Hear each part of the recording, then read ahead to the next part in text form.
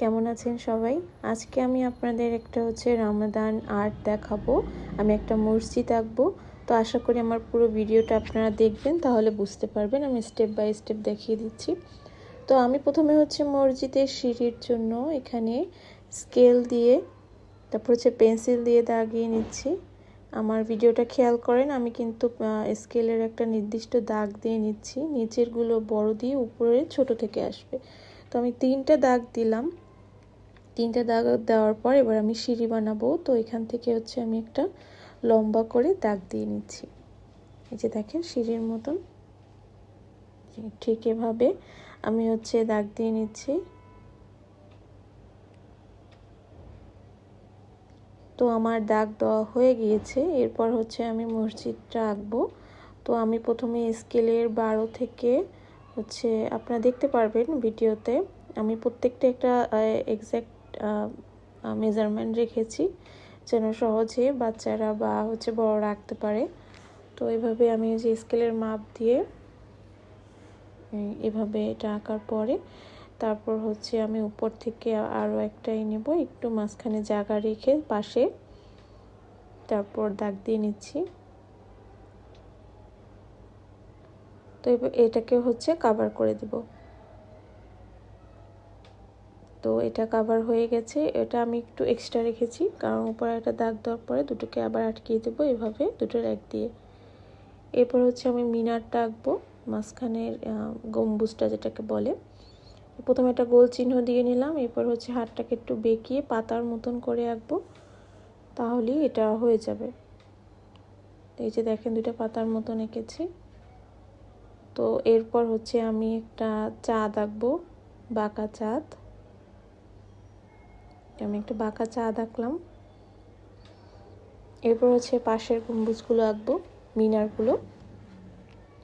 তো প্রথমে ওটা বড় র্যাক দিয়ে, তারপর দুটো একটু ছোট র্যাক দিয়ে নিচ্ছি। এটা আপনারা একটা স্কেলের মাপ দিয়ে নেবেন, তাহলে দুই পাশটা সোজা হবে। আমি আমার পেজ অনুযায়ী দাগ দিয়ে নিয়েছিলাম।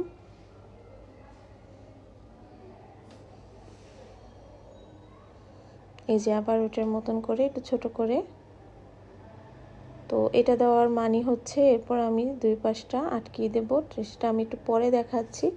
আমি আগে মসজিদের ডিজাইনটা করে নিচ্ছি। তো এরপর মসজিদের দরজা দেব, জানালা দেব। এটা মসজিদের দরজাটা দিচ্ছি।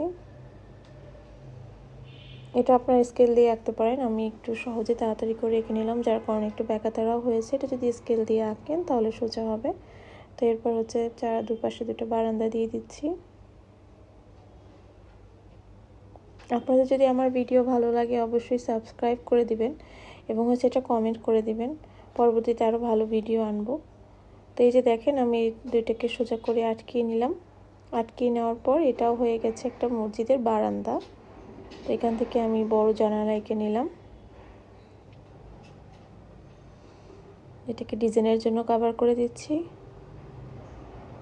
তো এরপর আসল কাজ, আমি এই মিনারগুলো আটকে দিলাম পেন্সিল দিয়ে। এভাবে দাগ দিয়ে সোজা যে মিনারগুলো হয় একটু বাড়তি নেব, প্রথমের একটার থেকে পরের একটা একটু বাড়তি নিয়ে এভাবে দাগ দিয়ে নেব। তো এরপর একটু গ্যাপ রেখে, এটা মেজারমেন্ট অনুযায়ী করবেন, আমি আমার হাতের আন্দাজ দিয়ে করলাম। তো এই যে এভাবে পরে আমি দুটো র্যাক দিয়ে নেব। এটা ডিজাইনটা। তো এরপর আমি মিনার এঁকে নেব। তো আগেরটার মতনই হাতটাকে একটু বেঁকিয়ে পাতার মতন করে আঁকবো। তারপর মাঝখানে একটা গোল দিয়ে দেব। এই যে হয়ে গেল। তো এটার মতন এই পাশটাও আমি এঁকে নিয়েছি। এই যে আমার মসজিদ আঁকা হয়ে গিয়েছে। এরপর আমি ডিজাইনের জন্য এটাকে একটু র্যাক দিয়ে দিলাম, কতগুলো স্টার এঁকে নেব। স্টারটা আমি আমার মতন করে এঁকে নিয়েছি।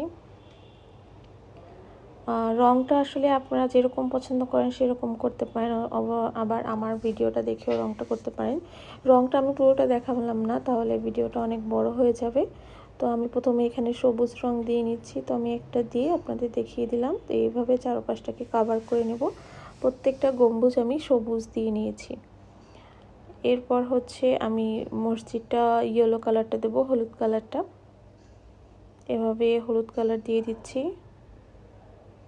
কয়টাই হলুদ কালার দিয়ে দেবো। তো মাঝখানে যে এগুলো আছে ওটা হচ্ছে আমি ডার্ক ম্যাজেন্টা কালারটা দিয়েছি, আপনারা চাইলে লাল দিতে পারেন। আমি ডার্ক ম্যাজেন্টা কালারটা দিয়েছি একটু কালারফুল করার জন্য। তো এই যে হয়ে গেছে আমার মসজিদটা। কেমন হয়েছে অবশ্যই একটু কমেন্ট করে জানাবেন। পরবর্তী ভিডিও পাওয়ার জন্য সাবস্ক্রাইব করে রাখুন এবং বেল আইকনটা ক্লিক করে রাখুন। ধন্যবাদ। আল্লাহ হাফেজ। ভালো থাকবেন সবাই।